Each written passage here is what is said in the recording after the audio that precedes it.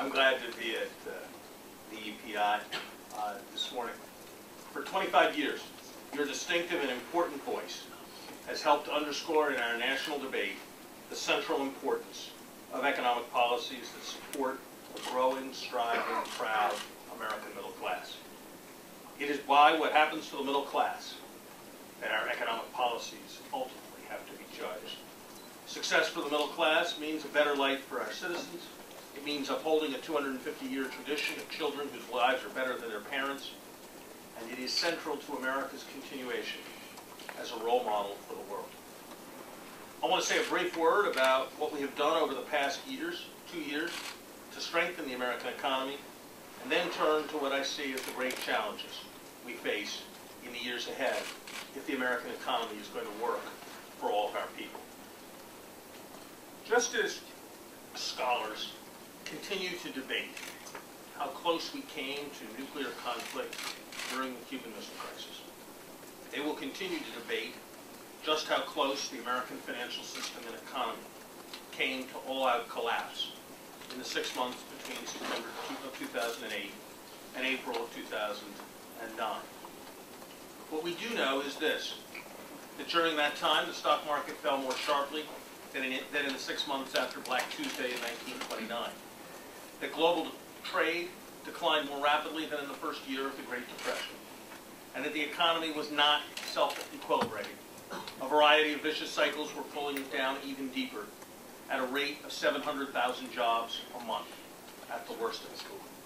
Had it not been for President Obama's willingness to support a sufficiently aggressive response from the late stage of the presidential campaign to his first days and months in office, I have little doubt that we would be looking at a vastly different world today.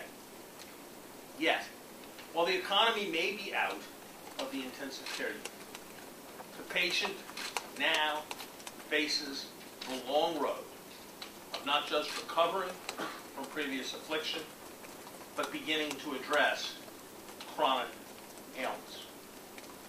The slow process of recovery has caused some to conclude that perhaps we have entered a new and weakened normal state of affairs, a state in which we must lower our sights, lower our aspirations, and not be able to pass on to the next generation the kinds of dramatic improvement in American economic potential that were passed down to us.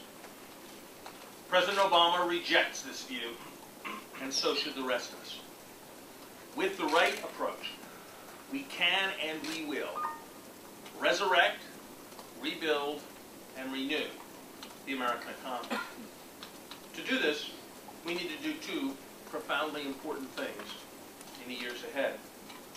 Both are necessary, neither is sufficient. First, we must generate forward momentum in the economy to fully recover from the Great Recession. And second, put in place a framework that assures that our growth, productivity, and living standards continue to lead in a rapidly changing world.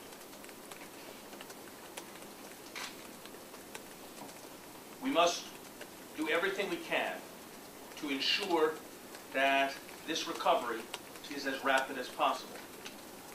Without rapid recovery, all of our other goals will be compromised.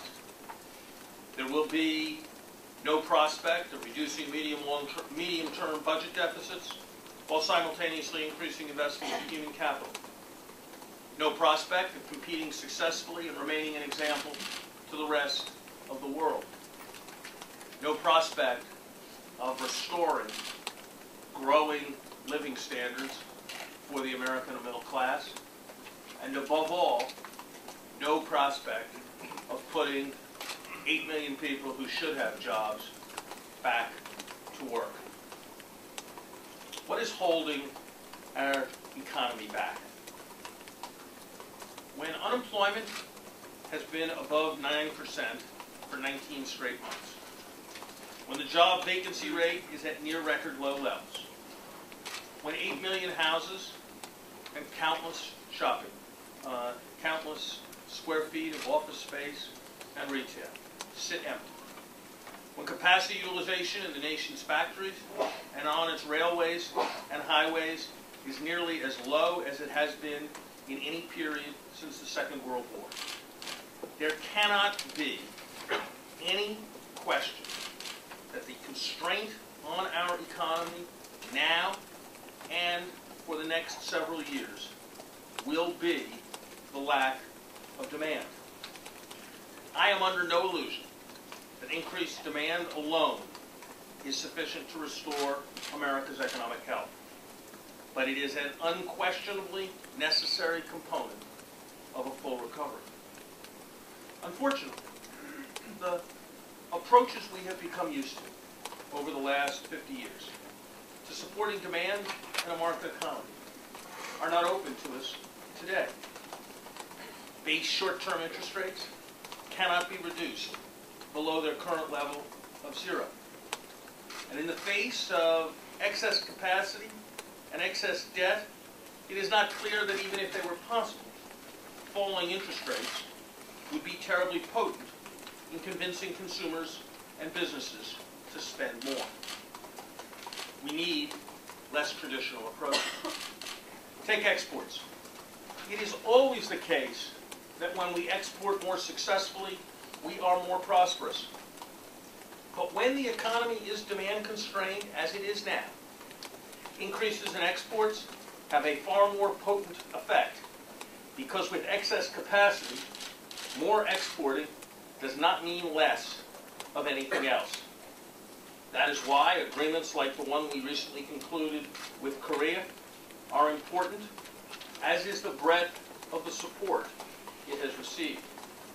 It is also why the President has set a goal of doubling our exports over the next 5 years and pointed towards specific ways of achieving that objective.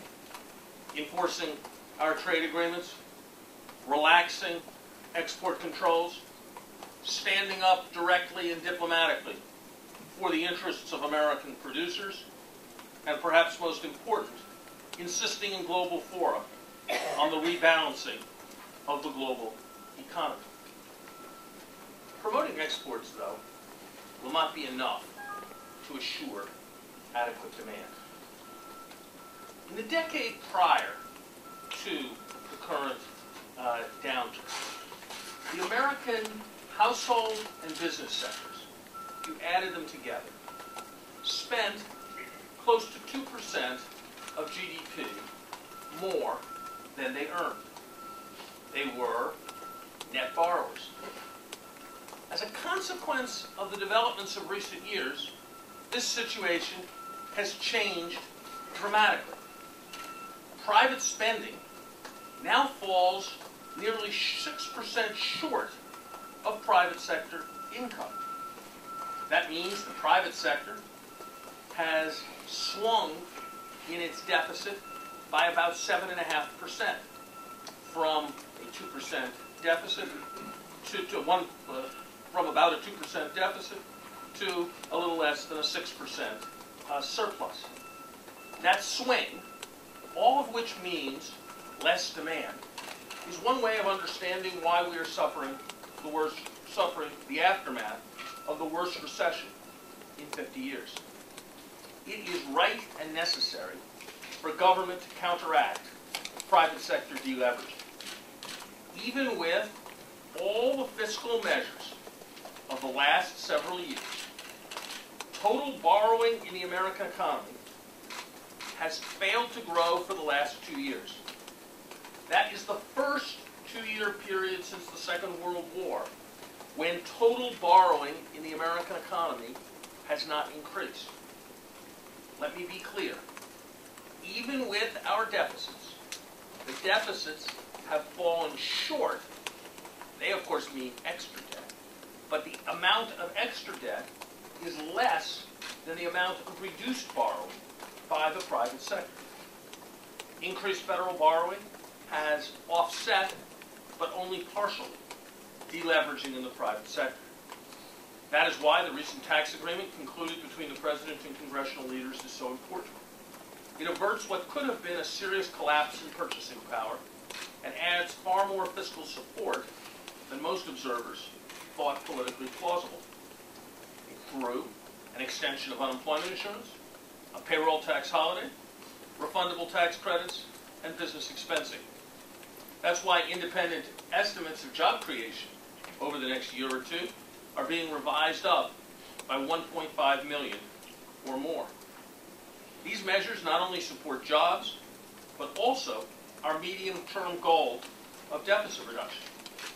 By retiming allowances, business expensing actually raises revenue collections after 2013. Accelerating recovery, the additional effect of these measures, is the most potent form of deficit reduction.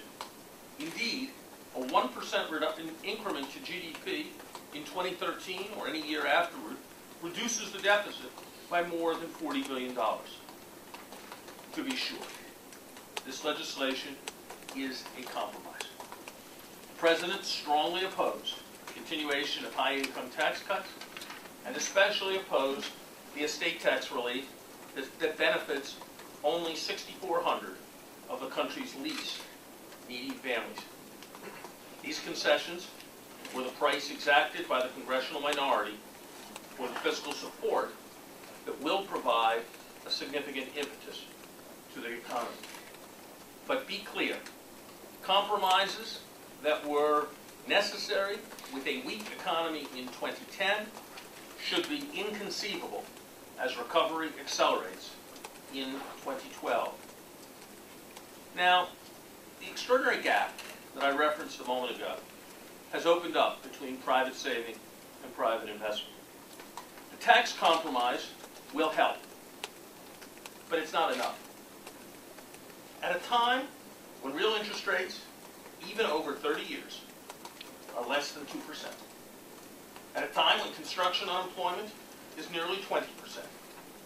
At a time when building material costs are substantially depressed by lack of demand.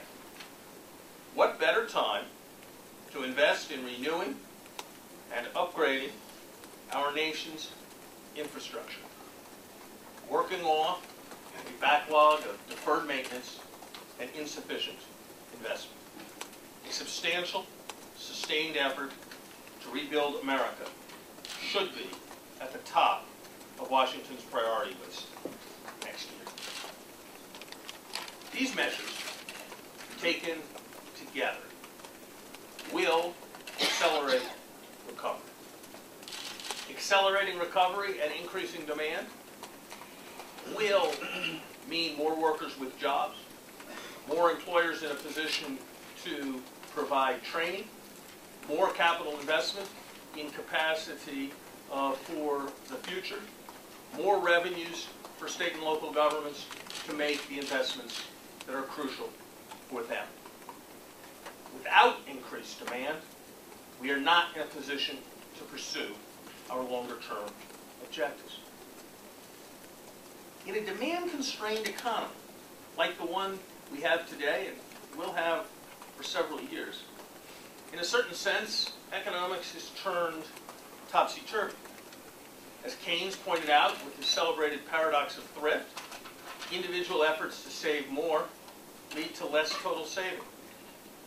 More educated workers may get jobs, but with demand constraints, those job opportunities come at the expense of their less educated neighbors. With demand constraints, increases in productivity may act to exacerbate deflationary pressures, and increases in efficiency may result in more unemployment rather than more output.